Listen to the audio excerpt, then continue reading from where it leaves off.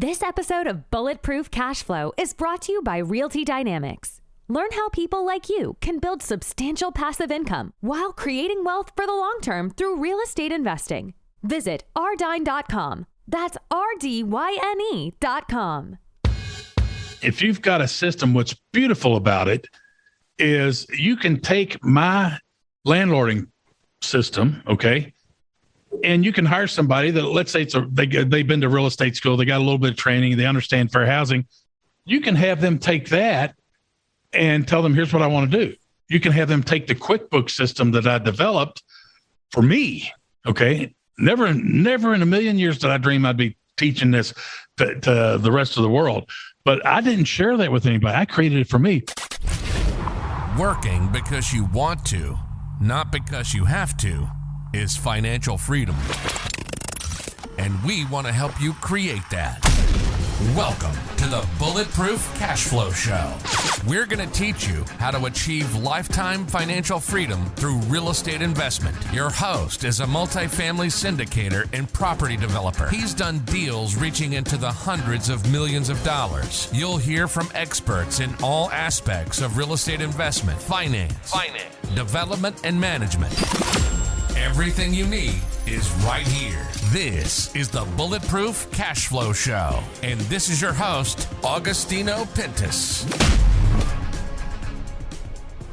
Hey everyone, it's Augustino. I have a saying, buying an asset is easy. Running it profitably for 10 years is tough. Now, what I mean by that is that it takes strong operational chops to make sure the property is performing profitably. Now, today's guest knows all about this. He started his real estate buying spree back in the late 80s as a detective. And since then, he's acquired numerous single-family properties, and now he's gotten to a point where he's generating passive income for himself and for his family. Now, what he also does, he also helps other folks get into this space, and he helps them apply great strategy when it comes to running your assets. Now, he shares all of this information on his live boot camps, and he also has some great information available on his website as well. Now, he's featured in Money Magazine as Can Real Estate Make You Rich? And he's also the author of the Amazon best-selling book, Landlording on Autopilot. Now, with all that, I'd like to welcome Mike Butler to the show. Mike, buddy, thanks for coming on, man. Applause. Fantastic introduction. Thank you so much, Augustino. You bet, man. You bet. Now, if you like what Mike has to say, you can reach him via his contact page at mikebutler.com. All right, Mike, tell the listeners a little bit more about your background, your journey, and how you got started in all this. Okay, I'll try to be short on this, but as you know, sometimes shiny thing shows up and we take off. But anyway, I'm the oldest of 7 kids. I grew up in the poor side of Louisville, Kentucky, where Churchill Downs is. That's home of the Kentucky Derby. And we grew up in a 2-bedroom house. And in order for me to get my PhD, my private high school diploma, I got a paper route in the 7th grade. And if you've heard of Larry Goins, you know him, a good friend. Yeah. Okay, Larry says he has a PhD, a public high school diploma. I said, buddy, I got a private high school diploma. So I got a paper route in the 7th grade, and I used that to pay for my tuition for my private high school diploma. Being the oldest of 7 kids, that got passed down to everybody, and that's how everybody got their private high school diploma. And so the neighborhood that I grew up in, I get hired in 1987 as a police officer in my hometown. And at that time, I took a big pay cut just to get that. My wife was in nursing school. I was married. I had 2 daughters. And I've always felt like that I saw this policeman that I worked with that had his 20 years in, and some young whippersnapper got promoted because he could pass a test in a book. And he told him some stuff to do, and he threw up that favorite middle finger, and he says, F you. And he says, I'm out of here. I'm retiring. Well, 3 months later, I'm working late watch, a graveyard shift, and I go on the backside of Churchill Downs where all the barns are. He's riding around in a golf cart, guarding horses for minimum wage. I said, Al, what are you doing? He says, well, I can't live off my pension. Wow, that was an eye-opener for me. So then all of my peers, fellow officers and stuff, they would work these off-duty jobs, whether it's church picnic, construction site, guarding a bank, whatever, okay? They're trading their hours for dollars. And I had enough sense to know that you don't want to trade your hours for dollars. So I wanted to do something that I could invest in now And so my thought was, if I could buy 3 of these little 2-bedroom houses on my old paper route, let somebody else pay for it. It puts money in my pocket every month. I didn't understand what the word depreciation was. It's a 7-syllable word out of my vocabulary. But if I could buy something, it didn't cost me nothing, didn't cost me anything. Somebody else pays for it, puts money in my pocket every month. And then by the time I retired, it's paid off. That would double or triple my police pension. That was my original battle plan. And so I bought the first house I bought. I was scared. I had zero training other than watching Carlin Sheets on TV and the infomercial. And so I bought this little 2-bedroom house. I fixed it up with my own hands in 13 days, rented it out. One across the street went up for sale. And he did, this old man offered seller financing. And he was also on the board. He introduced me to a local real estate investor group. And I was terrified of that. I didn't go for a year and a half. And so anyway, I finally went there, ended up getting on the board. I was on the board of directors of National RIA for 3 years. And when I got hooked up with this group, I saw, man, real estate really can be my ticket to bust out of this slave environment, trading hours for dollars. And I could really achieve true financial independence for me and my family. And that's what I wanted. And so I bought those 2 houses, my wife, and I wanted to buy more. I was getting all fired up. My wife said, nope, can't do that. She put the invisible fence shock collar on me, said, you got to sit tight for a year, big boy. So I did police work for a year, and we had a dedicated savings account that turned into $6,000 or $8,000. She says, okay, you can buy another one. So I said, okay, here's what I'm going to do. I'm going to buy 1 house a month this year. So I bought 18.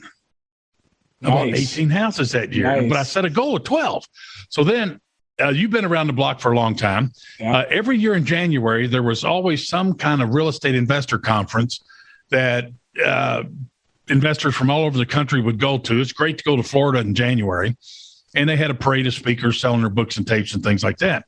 And so I would go down there, and I remember I had who's a good friend of mine today, but call him an accountability partner. He couldn't buy beer at that time. Okay, I could, but he couldn't. He was so young, but he was a full-time investor.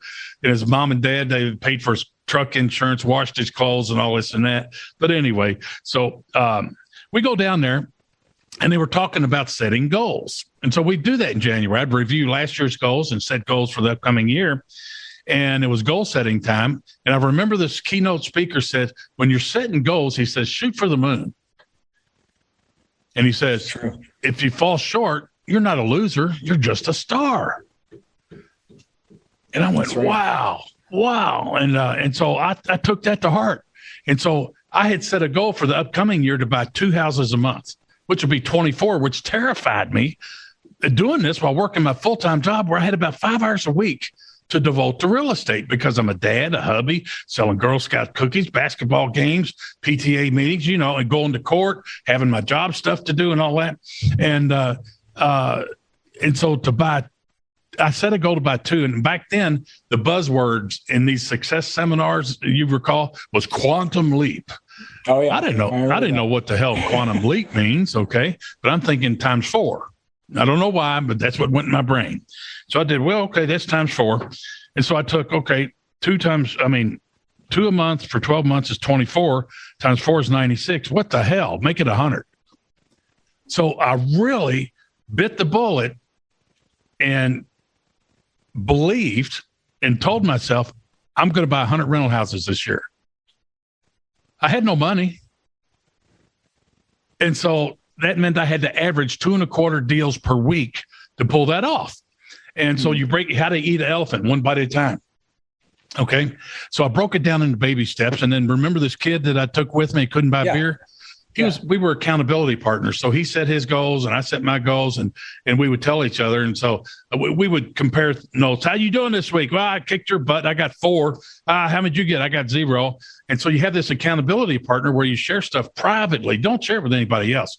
And that helped me and him both out big time. And so you think, 2.25 deals per week. Well, sometimes I'd bail out. I might have a landlord who wants to retire and wants to sell 12 properties. Well, if he seller finance, boom, I pick up 12 like that. So here's something that's interesting. I started out with less than $1,000 in the police officers credit union. And believe it or not, the market today reminds me of the market back then, because if you went to a bank to get a loan to buy an investment property, they want 25% down. That's right. That's right. I didn't have that. But in my gut, I felt like real estate was the thing without any training or anything, not really any training. I said, well, I got to figure out how to buy without banks. And so to this day, I've not one time ever gone to a bank to buy an investment property. Not one time. Yeah, not one time. And so I've got a 3-day boot camp where I teach folks how to do that, how to buy without banks, money, credit, private lenders, or partners, because I didn't do any of those. And that was I never set that as a goal. It's just something I was forced to do because I didn't have 25% to put down. I had to save that $1,000 to buy material, to buy my little fixer uppers and fix them up, and do it all in 5 hours a week. So anyway, where am I going with this? So you did it without any lending. Yeah, no lending. You use no lending to do it. So yeah, I just wanted. So how'd you finally get to retire from the police station, and how'd you end up doing that? How did I get to retire? Well, I was doing a long-term undercover investigation on juvenile sex trafficking and some other stuff, and we were doing a group out of Pennsylvania. I was on the bomb squad, federal task force, and all this stuff. But anyway, long story short, they put a contract out to kill me, and so I was wired up, and I see it. Basically, my bosses overheard on my wire being broadcast back to them that they were going to kill me instead of buying a whole trailer load of brand new Corvettes from the Corvette assembly plant down in Bowling Green. Well, then they called my wife, and they told my wife, said, just wanted to let you know, Mike's, the bad guys put a contract out to kill Mike and all this and that. And she threw a fit. She thought it was wonderful. I was trying to help juvenile and sex trafficking and all abused and all this garbage, but it's the Corvette ring that was going to kill me. And she said, that's it. You got to make a decision, big boy. Police department or your family. And at that time, my real estate was making about 8 times more than I was making on the police department. So there wasn't much of a decision there. So she put that shock collar back on me and she said, job's got to go. And I hadn't looked back since. So I got to retire early. I did retire. And I got to retire early because of my real estate investments. But what I really enjoy helping folks today, okay? So I want you to ask yourself, if you're listening to this podcast right now, I want you to ask yourself, how much money in your pocket monthly would make you a happy camper? Now, what's a happy camper number? Well, if you could wake up every day, pursue the passions you want to do, whether it's gardening or working at a soup kitchen or whatever it is that you want to do. So you could wake up every day. You didn't have to worry about income. It covered your cost of living expenses, allow you to live the lifestyle that you like, and take the vacations that you want, not to compete with Donald Trump. And believe it or not, 20 years ago, Augustino, I was in Los Angeles. Guess what the number one answer was? 10 grand. $10,000. Yeah. And it blew me away. I think it's still 10 grand. and so I'm thinking, wow, boy, these people don't want much, do they? Right. Because I wanted more. I mean, and so I was an overachiever and just to get excited about this stuff. So anyway, so get this. About a year and a half ago, we were in Memphis, Tennessee. My helper was with me, Keith, who's kind of like on the job training and being the helper. And I had a 10-year Memphis investor. He had a number of rental properties. And he approached me and he said, hey, Mike, can you autograph my book I bought from, I bought your book a while back or whatever. Can you autograph it?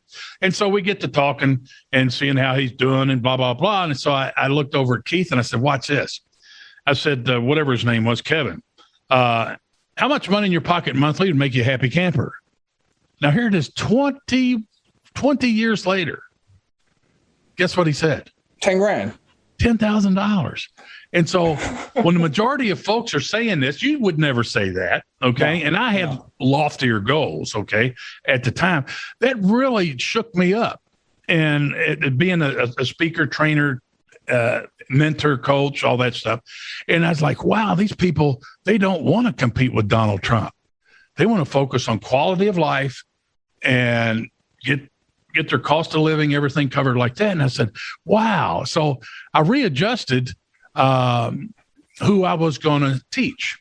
And so my podcast is called the 5 Hour Real Estate Week. And everything that I did Okay. When I got started from ground zero with no money, okay, never gone to a bank to this day to buy an investment property, did commercial, single family, multifamily, done other developments. And we even got into a bank, owned part of a bank. But anyway, I've never gone to a bank to buy an investment property. And so I thought, you know what? How many people out there have a job? Okay. And they feel that same pressure. They feel the same confinement that they really can't expect a pension from wherever they're working, especially in today's world. And so they look to take in whatever pension they have developed and all. They want to invest it in real estate, but they're limited because they've only got maybe 5 hours a week to devote to it. So that's my specialty. And so my passion today is to help folks like that, especially those that have a job and they only have about 5 hours a week, to get 20 nice rental houses paid for and do it safely in 3 to 5 years, even with your job. Nice. And guess what? If you live in Mayberry, okay, Louisville's Mayberry, and we're going to do Fred Flintstone math, he's got 3 fingers. I can handle that, okay? So if we take a single family house and we're going to do Fred Flintstone math, let's say it rents for $1,000. Okay, you've been around the block long enough to know that overhead on a single family house in the right area, property tax wise, your overhead's really going to run about 40%. But let's be super aggressive here, conservative. Let's say 50%. So if you got $1,000 rent, allow 50% for property taxes, repairs, even management, have somebody else do that. Well, that's going to leave you $500, right? Yeah. Now, how many houses do you have? 20. Yeah. So 20 times 500 equals what? That's 10,000. That's 10,000 potatoes, and you don't even have to go to mailbox today to get it. Now it's auto deposited into your bank account while you sit on the beach sucking on a drink or on a cruise ship somewhere or doing whatever it is that you want to do. And because you own it and it's paid for, it puts money in your pocket. Yeah. Okay. Now, but the key thing though is trying to operate all this stuff, right? I mean, that's probably one of the biggest things. So, like, how do you create those systems? What sort of systems did you put into place when you first started all this? Okay. Well, the first one, I created a buying machine. So I had to have a simple system that allowed me to get results in 5 hours a week or less, because that's all the amount of time I had. So I created a system for doing that. And so I was dumb, okay? And we've all been dumb and dumber. And so I thought I would do this. I'd buy these fixer-uppers. I got my crew together. They would fix it up, this and that, and put a tenant in it. Bingo. I thought it was like owning stock. Of course, I'm not a stock expert by any means, okay? And so I thought I'd put a tenant in there. Bingo. They'd keep paying rent, and that was done, and move on to the next one. So I acquired a whole bunch of houses real fast like that. My goal is 100 houses a year. That first year I did 84, and then I've repeated that. If it ain't broke, don't fix it. So I just kept going. So then here's what happened. There's only 24 hours in a day. So what happened was, if I took the 24 hours, look at it like a pie, I had this much going for family, this much for my job, this much for being a dad, this much for school, like selling Girl Scout cookies, whatever, and all this and that. And my buying machine, I call it real estate. Well, then this thing called landlording, I never allowed any time for that. And so my wheel turned into a triangle, and it didn't roll at all. No, triangles don't generally roll. No. Yeah. So I had my buying machine fixed up, and I had that going. But then landlording combined with tax time. Yeah. Oh, my gosh. Whoa, just shut down everything. And so I had to figure out how to put my landlording on autopilot. And I had to figure out how to make things simple and easy. And the other thing is keep my finger on the pulse of my business as far as cash flow. So many investors go belly up because they don't know how to do that, or they get some formally trained bookkeeper accountant that when they do their books, they're making it easy for them for tax time, not for the investor to see real true cash flow. And so you talked about managing your assets. The best way that I can sort of describe this is that business, managing your assets that you own, is like a chain. Okay. So everything from screening tenants to doing repairs, move in process, move out process, everything like that going across. And let me give you an example. So if you've got everything real tight on the front end, you got great residents you put in there, you got everything tight on the back end, but you're real weak on work orders and repair requests, guess what's going to happen?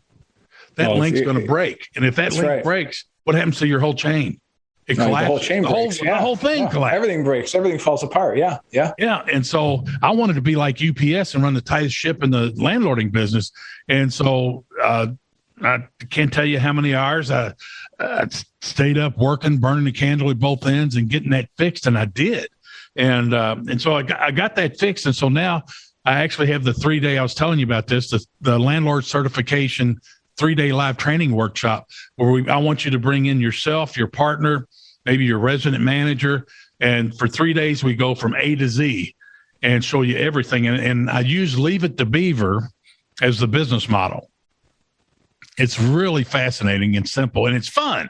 I want your rental property business to be fun again. Okay. I don't want it to be a pain in the butt. Nobody wants that. Nobody wants that. No. Absolutely. And nobody's listening to you right now to learn how to work more or to work harder. Right. Nobody. Right. Okay. So we had things to deal with taxes, bookkeeping, the landlording on autopilot system. I had my buying machine cranked up. And so I would just build and polish these systems. And so like my rental agreement, for example, people laugh, but it's 28 pages long. Wow.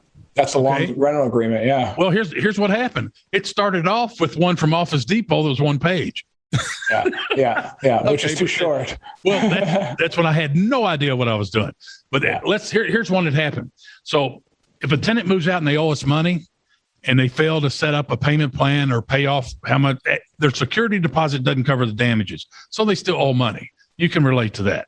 So what we do is set them up on a payment plan. If they ignore that, then it goes to collections. Okay. So it goes to collections, and I put something in there about when it goes to collections, we add a third to your balance because that's what the attorneys charge when they collect it. And I said, let's make them pay for it. So I had they owe $1,000. Now they owe $1,333, and that's ballpark. And it's not perfect, but and so then I had this attorney call up from the collections law firm. And my resident manager goes, hey, Mike, we got Bill, the attorney from whatever it was, and said, you want to talk to him? Well, I guess if he's calling from me, I guess I better get on the call. So he says, Mike, here's the deal. We got this tenant that moved out of whatever address, and they owe, you say that their balance was $1,000, and now you're saying they owe $1,333. I said, yeah.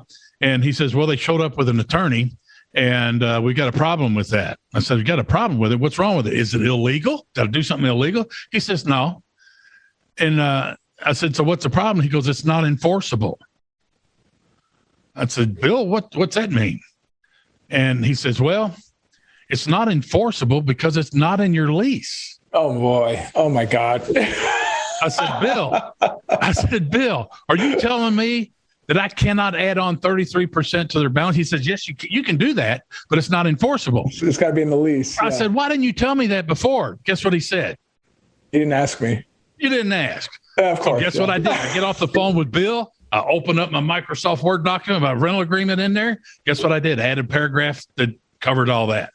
So imagine those kind of incidents over the years have caused my rental agreement to grow to that number of pages. And then probably every 3 years I go in there and try to clean it up and knock it down a little bit. Right. But anyway, my point is, if you've got a system, okay, if you've got a system, what's beautiful about it is you can take my landlording system, okay, and you can hire somebody that, let's say they've been to real estate school, they got a little bit of training, they understand fair housing.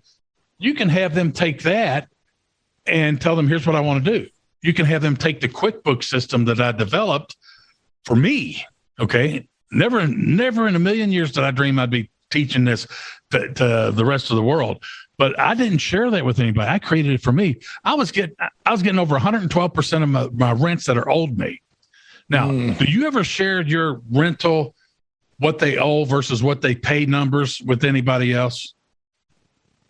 Do I do it? No, not really. I mean, no, just nobody does. Yeah. Nobody does. So I had a good friend of mine who owned a motorcycle dealership, and we were like, we were associates, same level investing, stuff like that. So he stopped by on a Sunday morning. I was in my office and I had some of my reports set up on my resident manager's desk that I was going through. And he looked over there at him. He's going, son of a buck, you're getting 112% of your rents. I said, yeah. I said, I got to do better. I'm trying to figure out how to get more. And he's going, Mike, you don't understand. He says, I'm lucky to get 85%. Right. Well, I said, you're stupid. And I said, I didn't call him stupid, but I said, not. I didn't call him stupid, but I said 85%. I said, that's horrible. And he says, can you show me how to get 112%? I said, as long as you don't share it with anybody else. Yeah, so right. that set in motion to do the training and all.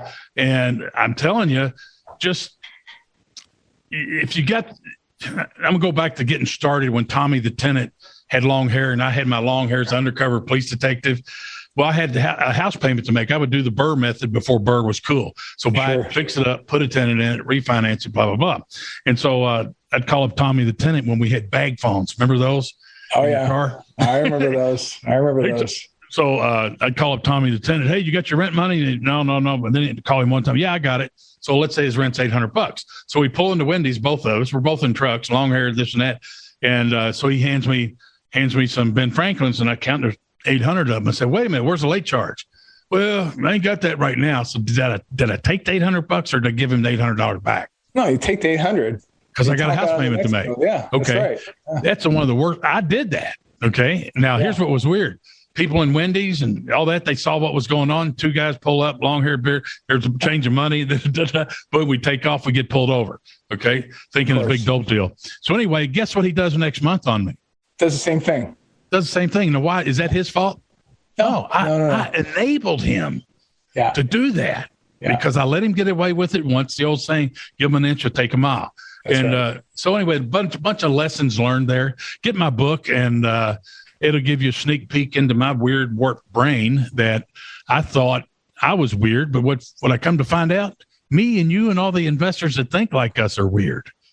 Well, yeah, we have our own little quirks and things that we do. Yeah. Right? But I think the one thing that you hit home is that you really have to have systems around everything that you're doing in your investing business. But I think what's most important here too is that if you are indeed brand new to this business, I mean, sure, you can do it all yourself. I mean, and there's books out there you can learn how to do it, and that's fine too. But I think that you get the biggest bang for your buck, so to speak, when you go to talk to someone who actually does this and they have the materials already prepared for you, that you don't have to go and create the lease, or you don't have to go talk to an attorney about getting a lease and they're going to charge you $500. Yeah, because if you went to an attorney, and not you, but if someone went to an attorney and you wanted a quality lease, they're probably going to charge you for it, even though they're going to rip it out of their off a Word doc. It's just like a home inspector. You're going to pay some knucklehead $400 or $500 crawl around the house. You think they're going to come out there and say, "Man, this is awesome. Everything's in great shape." Sure. I've never found one to do that. Right. They're going to justify their fee and they're going to write up a bunch of stuff. Okay. Yeah. So now my lease is not valid in all 50 states. Okay. But the things you got to look out for with my lease, see what you can plug into yours, what fits into your landlord tenant law. And some of the biggest things like security deposits, how to handle them, the eviction process, the pay or quit possession notice, abandonment. So there's different things. So some places have rent control and the other. But the lease agreement you were talking about, I got off on a tangent. I had a brain fart. So I don't remember. I think we're talking about creating the systems and the processes around everything, right? And I think if you're going to be at least when you're starting out, for many folks that are out there, if you're going to be like a one-man show or one-woman show, having these systems in place and identifying everything you need ahead of time is going to be super, super critical, right? Yes, you're going to need a process to acquire assets, right? And find the leads and all that. Next, you're going to have to determine how are you going to get these deals done? Is it going to be owner finance, like you did, Mike, or are you going to go to a lender? Some people have the money to go to a lender. There's many ways. You mentioned Carlton Sheets. I smiled because I actually listened to his programs. Like I went back in time and got my hands on those programs, and they're just as valid today as they were back then, which is kind of fun. Yeah, absolutely. I bought deals. I bought multi-million-dollar deals using his methods, if you can believe it. Yes, that is awesome. So there's 9,000 ways to do real estate and to buy it. But can I tell you about my $20,000 paint job on a 1-bedroom house? Sure. Okay, so my daddy, he taught me how to use these things here. Hey, son, come over here, and I'm going to show you how to change oil in my truck so that when you get your truck, you can save money and do it yourself. Okay? Dad was wonderful, okay? But it kind of reminds me of Rich Dad, Poor Dad. So anyway, that's the way I was raised. to do it yourself. And so I'd buy these fixer-uppers. I knew how to fix them up. And all I'd have to do is material, so I could get a deeper discount, I guess, get a better price because I'm doing all the work. So anyway, house number five I had, I bought it from a little old man retired from the Ford assembly plant. And I went over there on my off day on Saturday morning. I went to the paint store. They opened up like at 6 maybe, and I was there waiting for them to show up. And I got my 2 5-gallon buckets of paint. I didn't get any fuses. So I go over to the house. My goal was to paint the inside of this house, get it done by 12 noon so I could go home and spend the rest of the day with my family. It's my off day. So back then we carried a pager that went into a holster that looked like a fax machine hanging on your belt. Mm-hmm. Okay. So the bomb squad would, I got pages for bomb squad, other stuff. And back then you could set up 2 numbers on a pager, and I used one of them for just real estate stuff. Okay. Cause I couldn't answer the phone or my bag phone while I'm working. So I go over there 7 a.m, couldn't find the fuse. I wanted to light the 5-gallon cans and let them explode. To paint I couldn't find that. So I painted my butt off, and I'm just getting this roller and I'm just going to town on it. So I get it all done. My pager's going off like crazy, and I go home. I get home probably 12 noon or 12:30.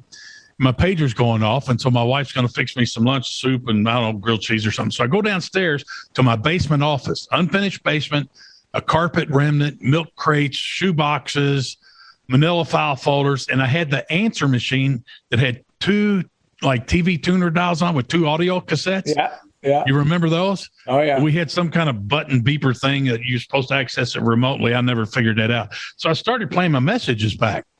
And so my buddy Jay that I was telling you about, that we would go down to Florida and set our goals. Well, right after we did that, we started signing up for every boot camp seminar that we could find anywhere USA. And I wanted to get 30 years of their expert experience crammed in my brain in like 18 months. And so we did that. And so Jay was on there and he goes, Hey, Mike, I think this wholesaling thing really works. I think I just made $20,000. So I called him up. He says, yeah, this lady, she called me up and she wanted to sell me her house. And she says, I just want to walk out of here. My daughter has built me a patio home down in Florida. It's already furnished. I just want to leave, go down there and get rid of this place. She's retired. And so he used my investor pledge, Mike Butler's investor pledge. You want to hear this one? Yeah, go. Have everybody raise your hand, right hand or left hand. I don't care which one. Repeat after me. You ready, Augustino? I'm ready. Okay. I promise to myself and my family. Am I repeating it? Yeah, I promise to myself, my family. From this moment forward. To make an offer, even if ridiculous. On every property. I take time out of my precious day to view. Okay. So I implemented that for me. Okay. It's made me well over $1 million. Okay. Oh, yeah. How many times have you walked through a house, said money pit, no deal? Oh man, I've seen a lot of bad properties. A lot. Yeah. Okay. Yeah. Well, sometimes I made them an offer where they got to pay me to take this off their hands. Yeah. That's a ridiculous offer, isn't it? Yeah, it is. Yeah. Does it work though? Has it ever worked? Oh, all the time. That's what I said. I've made over $1 million just on that. So anyway, so Jay, he took my investor pledge and he applied it. He didn't want this house. And so he made her what kind of offer? Ridiculous. She said yes. So then he calls up his buddy like Augustino, like you, an investor, landlord. He says, hey, I want you to play the role of a contractor. I'm going to walk through this house. So he walks him through the house and he offers him $20,000 more than what he had in contract with that lady. They closed cash on Tuesday. He made $20,000. Wow. I was madder than a mashed duck. I was jealous. I'm like, damn it. I wish I'd have got something like that, but at least he's my friend. So then I listened to my other messages. Okay. My dad was on there. Police department was on there. Guess who called me at 8:30 that morning? Who? That same lady. She says, hey, Mike, I hear you buy houses. Please give me a call before 12 noon or I'm going to go start calling these other people that buy houses. Yeah. What was I doing? Yeah, you're painting a house. I could have had that house painted for about $150 in labor plus the paint. Yeah. That cost me $20,000 paint job. You know what I did from that day? Hired it out. I took my Coca-Cola maintenance truck that I bought to be the maintenance man. I sold that puppy. Bob Newhart, remember they went off the air. His maintenance team was Larry and Daryl and his other brother Daryl. Yeah. Yeah. When Bob Newhart stopped, I hired him, and I sold him my truck, and I hadn't touched the house since. Yeah. That's the way it should be, though. I mean, really, if you're doing it properly, yes, bring in the property manager to handle your portfolio of assets. You know, if you're doing it right, that's the right way to do it. Because, in my opinion, anyway, that's how I do it. You know, I don't get into it, not because I feel like I'm better. I'm very, very good at finding deals, putting deals together, talking to investors. I like doing that. I love doing that. You know, doing painting and stuff. It's not my bag. I'm not good at it. You can hire somebody to cut the grass. You can hire somebody to paint a house. And when you're doing that, you're preventing yourself from getting more deals. That's right. And it doesn't mean you have to do buy and hold on everything. You can wholesale something. Sure. But don't do rehabs and fix them up, because you're just robbing yourself of time. That's right. And so wholesale or buy and hold. And the dolphin people, that's another episode. But how about the three biggest mistakes I see investors make over the years? Well, I was just going to ask you for your piece of bulletproof advice. So this is probably very good for that. Okay. The last one's going to really set them apart. So number one is cash flow. Yeah. Okay. So if you want to rock and roll and get your 20 nights house and get them paid for in 3 to 5 years, okay, you've got to keep your finger on the pulse of your cash flow. Okay. You can't wing it and hope that a bookkeeper is going to give you a report you're going to like 2 months later. You've got to know that, I'd say, almost on a weekly basis, at minimum a monthly basis. Okay. So cash flow is critical. You got to know that. The next one is systems. So you've harped on that a whole lot. So you got to have systems. And so I will say this: when I created my systems, because I couldn't find a system out there, I didn't want to create my QuickBooks system. Okay. I wanted to find an owner operator software program that I could use for my own properties. But the only thing available out there is something like Yardi, costs $17,000 a year per seat. And then they have add on this and add on that, all this stuff for managed properties for others for a fee. I was owner operator, so I couldn't find it. So I blew up Quicken, and they told me to go get QuickBooks. And so that's what I built it on. So you got to have systems for buying, landlording, selling, getting leads coming into you. I don't pay a plug nickel for marketing. All of my motivated sellers come to me off my website, and folks can get a free Investor Carrot website if they check out mine. And so you got to have systems. Now, the next one is the one that's going to make people cringe. Okay. And it's called bad advice. Okay. And here's my little carrot to put on there, especially from poor people. Yes. Okay. Yes. So the folks that are just getting started, if you cater to those kind of folks, it doesn't matter if you're single family, multifamily, or whatever, you're going to find some knucklehead that's going to badmouth you because you want to buy investment property. Yeah. Okay. And so you'll hear some head that'll say, "Oh, I've been there and done that. You know, I bought a house, I fixed it up, put a tenant in there, and I'll be damned when they moved out. Man, it was tore all to hell and back, and I had another daggone rehab. I ain't never done tenants and toilets again." And so when I ask new folks this, and you do too, have you ever been told that before? They said, yeah. And I said, look at the head that noise is coming out of. Number one, do you admire them or respect them as a successful investor? Most of the time, not. Right. Okay. So how would you like to have an answer that's not only a stick it, but with a twist? How would you like to have? Are you ready? Yeah, let's roll. So here's what I tell them. Who gave them the key? Right. They did. Right. That's well, right. They didn't. That's right. You see, so when it comes to systems, and gurus and speakers, trainers, this and that, do your due diligence. Don't get somebody that, bought a duplex and they want to teach you how to be a millionaire. Okay. Check their references and do things like that. I mean, there's a lot of fantastic, good, high quality trainers, speakers, educators, all this and that. And then there's a bunch of knuckleheads out there that's all they're after is getting your pocketbook, and so be careful with that stuff. And if you don't know anything about them, ask somebody that's been around the block or two, and they might be able to help you. Yeah. As far as doing the due diligence. What else can you add there, Augustino, for mine? No, it's like tenant underwriting. That last thing you mentioned there is 100% key. I mean, the reason why we're successful at what we do is because we underwrite our tenants very, very, very well. Even we have predominantly C-class assets. And these are workforce housing. This is where everyday folks live, but we do a really good job. We want people that want to be part of the community, and they're good folks, or they have good jobs, and they want to contribute to the local community, and they have good neighbors, and and they have strong families. That's the type of people we like, and those are the types of people we want to help, and they enjoy living there, and if you have that situation you just mentioned a second ago, it's probably because, the person you're pointing at, remember, there's 3 fingers pointing right back at you, right? so it's usually the person. Can I tell you about the bubbles? Let me tell you about the bubbles, and that'll help folks get a better clarification. So me and you, and then folks listening right now, okay, we live in this bubble right here called the investor bubble, okay? Yeah. And so we think differently than the rest of the world. Yeah. Yeah. Okay. For example, would you ever see me or you or anybody else in our bubble go to Aaron's Rent-A-Center and pay $22 a week to rent a toaster? No. We probably never set foot in a place, right? Right. But yet they sponsor 2 or 3 NASCARs, which cost millions of dollars each. They're very successful companies. There's more than one of them. Yeah. Okay. But we think they're crazy. Okay. So here's the deal. We live here in our bubble, and they got their bubble. So they think going to Aaron's Rent-A-Center and paying $22 a week to rent a toaster is normal. Yeah.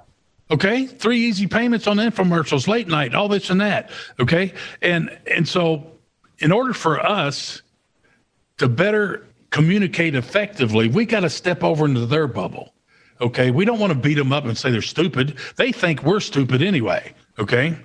Because they call us tightwads and slumlords and all this other kind of stuff. Yeah. But if you step into their world, you got a better chance of connecting with them more effectively. Okay. So like when somebody moves in, we show them the Rent Talk video, 17-minute new tenant orientation and training video. And then we usually give them 2 keys, right? So we have our key change that have We Buy Houses, We Rent Homes on our website on both sides. We give a key. We're not tightwads. We get a key chain for each one, and then say, hey, would you like to have an extra key or 2?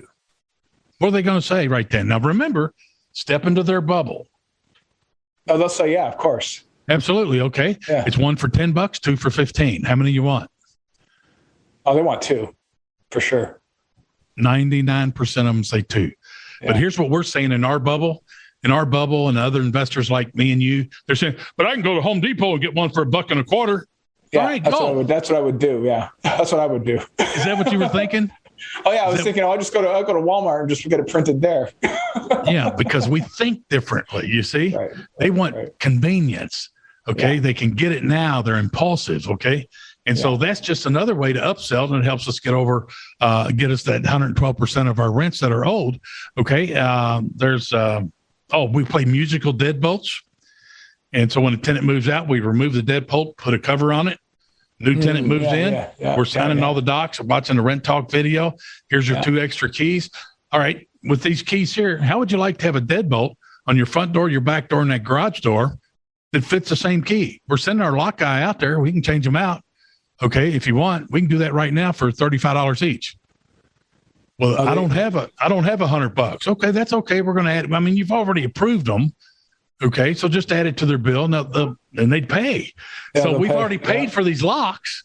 We pull them out and then charge them back to put them in. I mean, it's just awesome. So keys and locks, I don't spend money on those anymore. I make money on them. And landlordlocks.com is a good resource for that. Nice. I don't get a penny for pitching it. I just think it's awesome.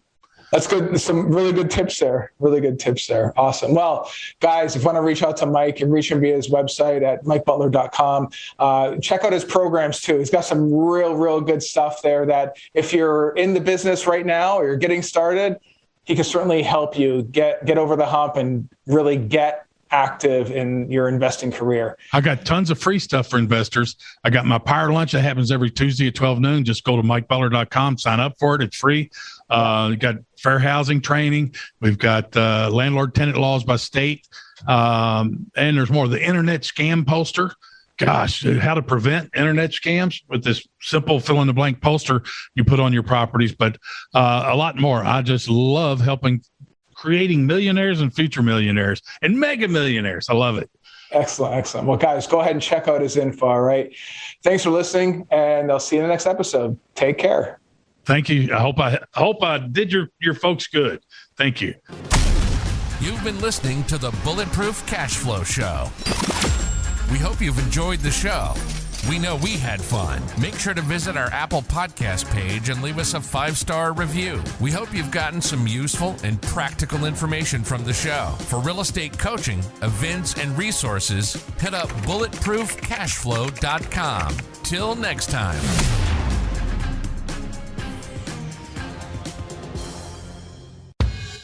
No information in this episode should be considered specific, personal, or professional advice. Any investment opportunities mentioned on this show are limited to accredited or sophisticated investors.